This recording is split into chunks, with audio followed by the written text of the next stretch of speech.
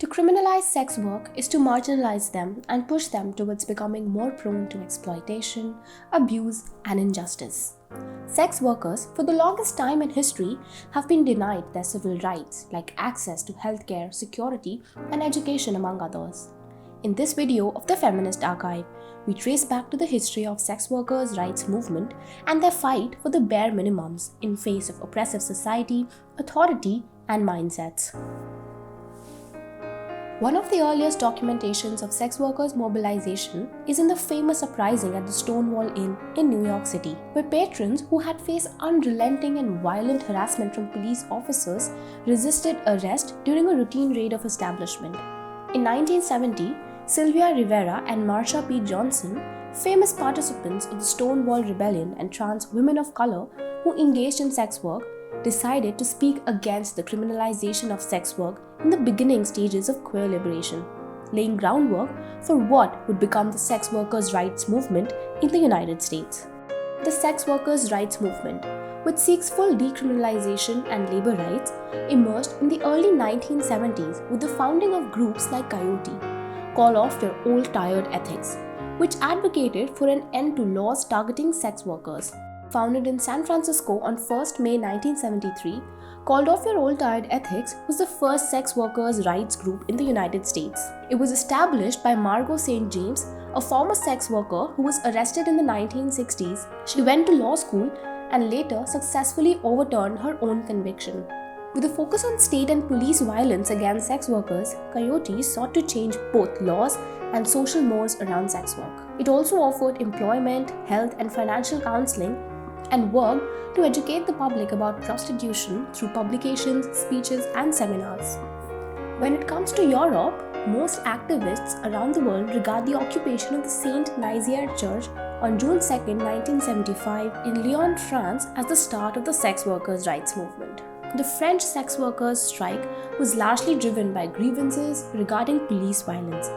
Inspired by the Lyon political action, French sex workers in Grenoble, Marseille, Montpellier, and Paris too joined the protest and occupied churches in their cities. New sex workers' rights organizations were formed throughout the 1980s in countries in the global north, which included France, Germany, Italy, the Netherlands, the United Kingdom, and the United States, and several in the global south. Towards the 1980s, sex workers' rights movement began to globalize and confronted the devastating HIV/AIDS crisis and established intolerance towards abuses against sex workers. In 1985, American, Canadian, and European representatives from these organizations created the International Committee for Prostitutes' Rights, ICPR, which met in Amsterdam the same year for an international gathering, referred to as the First World Horse Congress. The ICPR drafted the World Charter for Prostitutes, demanded that sex workers, regardless of their color, class, sexuality, history of abuse, or marital status, be granted the same human rights as every other citizen. By the Second World Horse Congress in 1986, sex workers laid emphasis on the HIV/AIDS epidemic, which began taking root in their communities and throughout the world. It was in the late 1990s that the movement diversified, particularly by reaching out to male, queer, and transgender sex workers.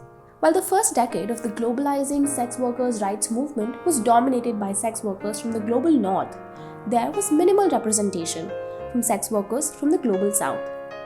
This, however, began to change in the 1990s with the founding of Sex Workers Education and Advocacy Task Force, SWET, in South Africa. SWET organized sex worker-run direct services that distributed condoms and conducted HIV/AIDS education, while continually demanding access to free and voluntary counseling and testing for the disease. In 1992, the Global Network of Sex Work Projects, NSWP, a leading international umbrella organization of sex workers' rights, was launched at the International AIDS Conference in Amsterdam. NSWP played a pivotal role in the continued globalization of the movement and became a highly active and visible presence in the global response to HIV/AIDS. The organization played a crucial role in changing the vocabulary used, encouraging international stakeholders to transition from the use of terms prostitution and prostitutes to sex work and sex workers, as an essential step in reframing of sex workers as rights-bearing human beings and laborers, rather than stigmatized others.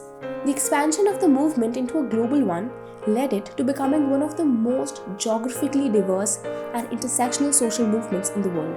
In 1994, sex workers in Asia founded the regional organization, the Asia Pacific Network of Sex Workers, APNSW, with participation from sex workers' rights group in India, Malaysia, and Thailand. In 2001, around 25,000 sex workers in India from the Kolkata-based collective Darbar Mahila Samanvay Committee organized a festival despite efforts from prohibitionist groups who tried to prevent it from taking place by pressuring the government to revoke their permit. Together, they called on the global sex work community to join them in annually marking a Sex Workers' Rights Day. As a result, in 2002, International Sex Workers' Rights Day was observed for the first time by sex workers all over the world. The day is celebrated every year on 3rd March and aims to raise awareness of abuses of sex workers' human rights.